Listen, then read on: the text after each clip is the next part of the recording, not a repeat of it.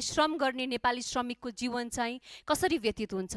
केही दिन अघि नेपाली कार्पेट धागो र गार्मेन्ट उद्योगमा काम गर्ने एक महिला श्रमिक मेरो कार्यालयमा आउनुभएको थियो। उहाँले मलाई श्रमसँग सम्बन्धित आफ्ना व्यक्तिगत पीडा मात्र सुनाउनु भएन, उहाँले आफ्ना अनुभवलाई नीतिगत प्रश्नमा बदल्दै राज्यसँग जवाफ समेत माग्नु भएको छ। उहाँहरू जस्ता श्रमिकहरूले दैनिक करिब 12 घण्टा काम गर्दा मासिक आम्दानी 18,000 रुपैयाँ जस्तो मात्र हुने रहेछ।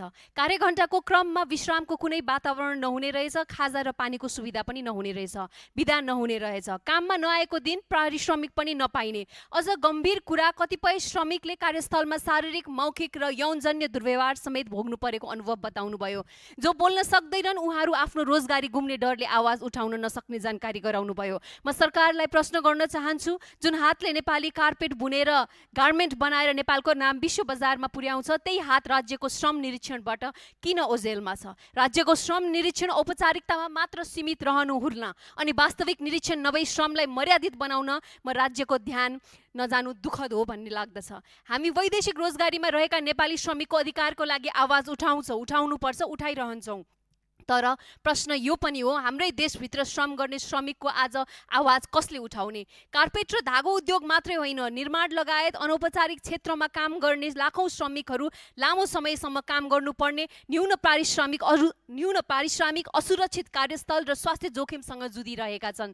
त्यसैले श्रम मन्त्रालय र सरकारसँग आग्रह गर्न चाहन्छु, श्रम निरीक्षण नियमित, स्वतन्त्र र परिणाममुखी बनाउन पहल गर्नुहोस्। न्यूनतम पारिश्रमिक, कामको समय, विश्राम र बिदाको कानुनी व्यवस्था का साथ लागू गर्न पहल गर्नुहोस्। महिला श्रमिकका लागि सुरक्षित कार्यस्थल र यौनजन्य दुर्व्यवहार विरुद्ध शून्य सहनशीलताको व्यवस्था सुनिश्चित गर्नुहोस्। अनौपचारिक क्षेत्रका श्रमिकलाई सामाजिक सुरक्षा, स्वास्थ्य तथा दुर्घटना बिमाको दायरामा ल्याइयोस्। धुलो, धुवाँ र रसायनबाट हुने स्वास्थ्य जोखिम न्यूनीकरण तथा नियमित स्वास्थ्य परीक्षण सुनिश्चित गरियोस्। किनभने प्रश्न एउटै हो, नेपालको आर्थिक विकासको केन्द्रमा पुँजी मात्र रहने कि श्रमिक पनि रहने? हामीले सम्झनुपर्छ, श्रमिक सुरक्षित भए उद्योग बलियो हुन्छ, उद्योग बलियो भए अर्थतन्त्र बलियो हुन्छ र श्रमिकको सम्मान बिना समृद्ध नेपाल मात्र तथ्याङ्कमा सीमित हुन्छ।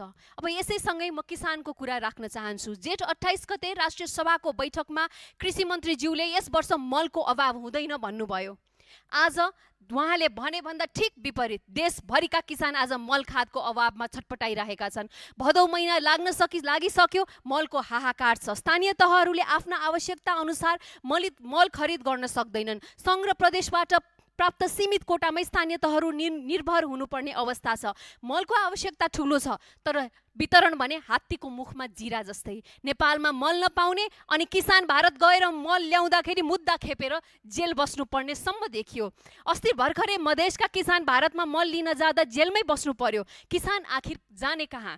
सरकार भन्छ मलको अभाव होइन, वितरणमा समस्या भएको हो। तर सभामुख महोदय, यो त झन गम्भीर प्रश्न हो। यदि मल छ तर किसानले पाउँदैन भने समस्या कहाँ छ? जिम्मेवार को हो? सरकारी तथ्याङ्क अनुसार गत आर्थिक वर्षमा 5,61,000 मेट्रिक टनभन्दा बढी मल आपूर्ति भयो र 74,000 मेट्रिक टनभन्दा बढी मौजदात रहेको दाबी छ। चालु आर्थिक वर्षमा पनि थप मल आपूर्ति भइरहेको सरकारको भनाइ छ। तर किसान खेतमा मल खोजिरहेका छन्, खेत चिरा परिरहेका छन्, रोइरहेका छन्। त्यसैले सरकारलाई मेरो प्रश्न छ, कुन जिल्लामा कति मल छ, कुन पालिकामा कति पठाइयो, कुन सहकारी वा डिलरले कति उठायो, किसानलाई कति बिक्री वितरण भयो, यी सबै तथ्याङ्क सार्वजनिक गर्न सरकारलाई के समस्या छ?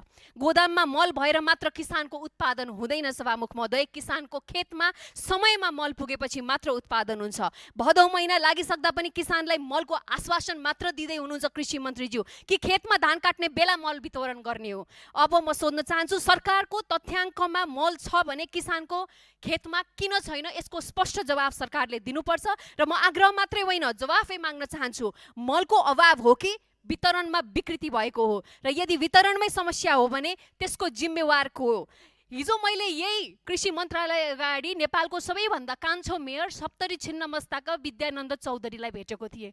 उहाँ मलको कारणले गर्दा गाउँमा आन्दोलन भएर वडाहरूमा ताला लगाइएपछि कृषि मन्त्रालयका आउनुभएछ। मन्त्रीज्यूले मल पाउनुहुन्छ, तपाईँ जानुस्, हामी सल्ट ट्रेडिङलाई भनिदिन्छौँ भनेर भन्नुभएछ।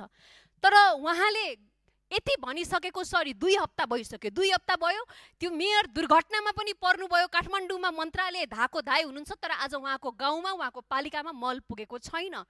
एउटा युवा जेन्जी मेयरहरू त आज यसरी पीडित बनिराख्नु भएको छ यो राज्यमा भने हामी कस्तो परिवर्तनको कुरा गरिराखेको छौँ। त्यसैले म यो सरकारलाई भन्न चाहन्छु, हामी यही पुस्ता हो जसले भन्छ कि स्टन्टले देश बन्दैन, तर स्टन्टले देश बन्दैन भन्दै गर्दा यति ल्याकत राखौँ कि व्यक्तिवाद र व्यक्ति केन्द्रित भएर सरकारकी संयन्त्रको धज्जी उडाएर पनि राज्य बन्दैन भन्न सक्ने ताकत यो सदनले राख्नुपर्छ। सम्माननीय सभामुख महोदय, मधेसमा मलको मात्रै होइन सिँचाइको पनि पीडा उत्तिकै छ। त्यसैले यथाशीघ्र मन्त्रीहरू व्यक्तिगत रूपमा हावी हुने होइन, आफ्नो संयन्त्र र प्रणालीलाई अगाडि बढाएर जनताको समस्या सम्बोधन गर्नलाई म अनुरोध गर्न चाहन्छु। धन्यवाद।